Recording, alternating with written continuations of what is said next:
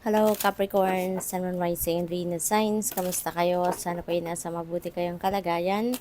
Welcome back po sa Star Tarot. At kung bago kayo rito, welcome din po kayo. Please subscribe, like, share my videos, and leave me a comment kung nakaresonate po kayo. Thank you. So yung first card po ninyo ay Hanged Man. That is your situation. This is your challenge, advice, and this is your outcome. Ayan. So, the Hanged Man, no? Time ito para kayo ay mag-step back muna sa kung ano ang inyong pinagkakabalahan at this is the best time for you to do some kind of reflection and introspection. Oh, kasi meron ditong pagtigil muna, merong pag-pause na kung ano man ang inyong pinagkakaabalahan, and this is the way of the universe para bigyan kayo ng mensahe na teka lang muna. You know, parang tigil muna, take a time out, parang ganon.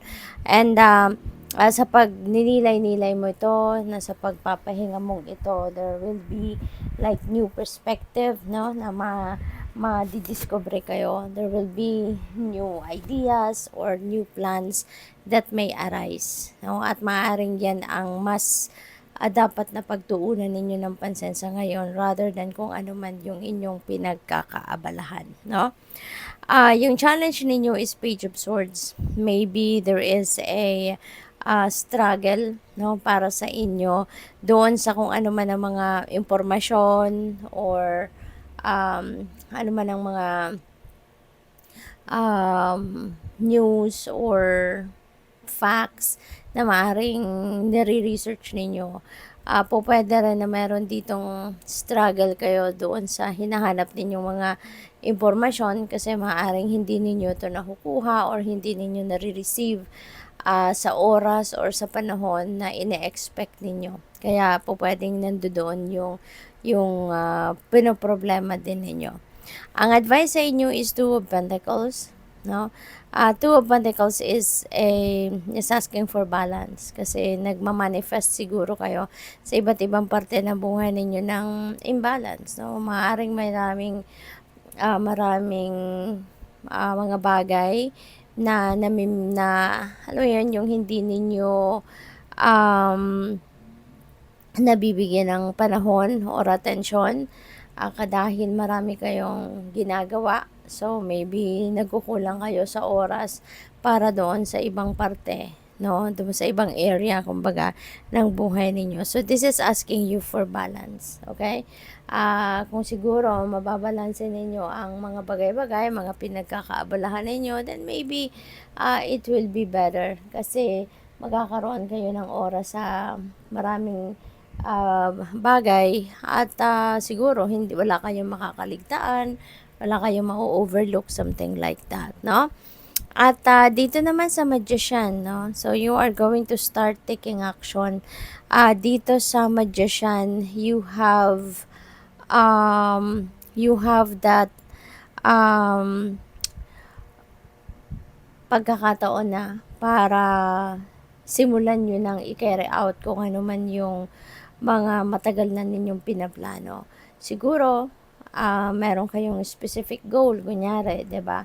At siguro for the longest time hindi kayo nakakapag-take action towards that kasi for various reasons, maaaring kayo natatakot, maaaring kulang ang resources, or maaaring wala pa kayong 100% na maibibigay na oras ninyo, yung ganon. Pero ngayon, no, the conditions are perfect para kayo ay magsimula na mag-take action towards realization of that goal.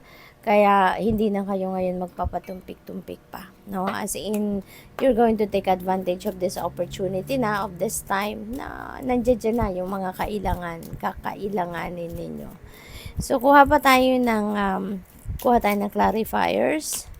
We have 8 of Cups. Ayan. So, maybe you are going to walk away from whatever it is na pinagkakaabalahan ninyo sa ngayon. Kung ano man yung focus ninyo sa ngayon, maybe because of that pagninilay-nilay at pagmumuni-muni ninyo, maybe mas nagka-idea kayo No? Mas na-realize ninyo yung mga mas importanteng bagay na dapat ninyong pagkaabalahan. And kaya maaaring you're going to walk away, you're going to set aside kung ano man yung pinagkakaabalahan ninyo, and maybe you are diverting your time, your attention, and energy into something else. No? So, pwedeng may ganun ang ganap dyan.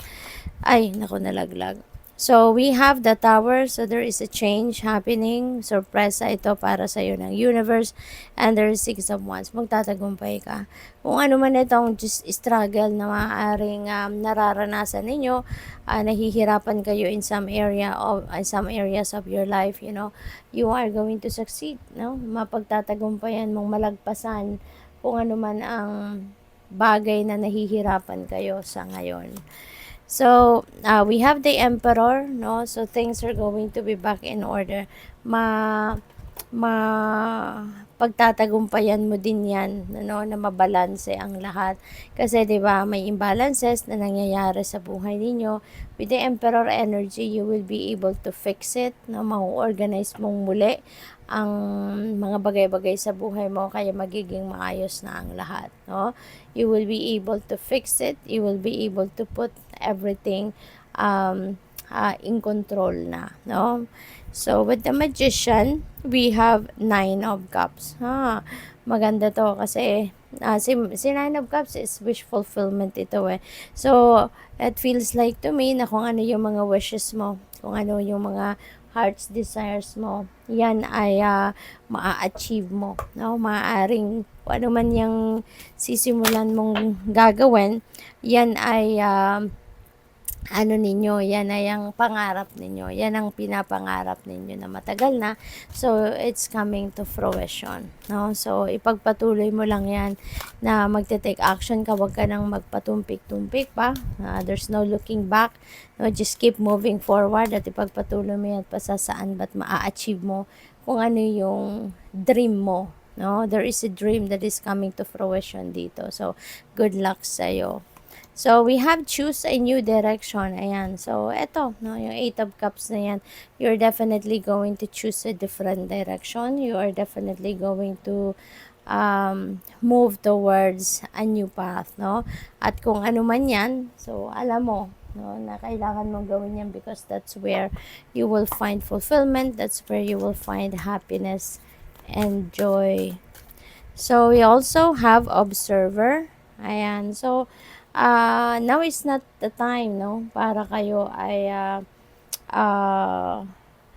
for some of you lang for some of you, kasi merong mga magre-resonate dito sa ilang mensahe, merong hindi. But for some of you, maaring ito yung gagawin ninyo before kayo mag-take action. Before kayo siguro na magsisimulang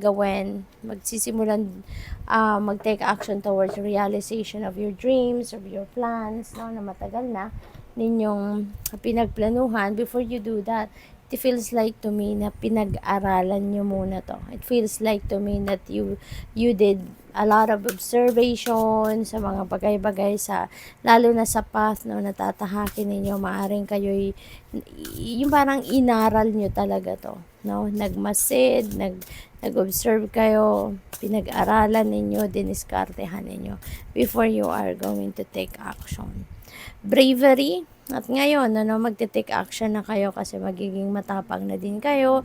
You're going to set aside your fears, kung meron man, or doubts sa sarili ninyo or sa mga plano ninyo. Kaya ngayon, magte-take action na kayo. You're going to do anything and everything in your power para ma-take advantage ninyo ang mga opportunities and possibilities around you para makuha nyo na kung ano ang gusto ninyo. We have memories at maaari sa gagawin ninyo yan, naaalala siguro ninyo mahal ninyo sa buhay na maaaring minsan siya yung nag-push sa inyo na gawin kung ano man ang gusto ninyong gawin, kung ano man makakapagpasaya sa'yo. Maybe kung sino man ito na naaalala ninyo. This could be someone who were very encouraging sa'yo, or baka siya yung naging inspirasyon mo, para magsikap sa buhay, para mag-strive harder sa buhay, or abutin ang inyong mga pangarap, no? So, good luck sa'yo. Thank you for watching, Love and Light. Namaste.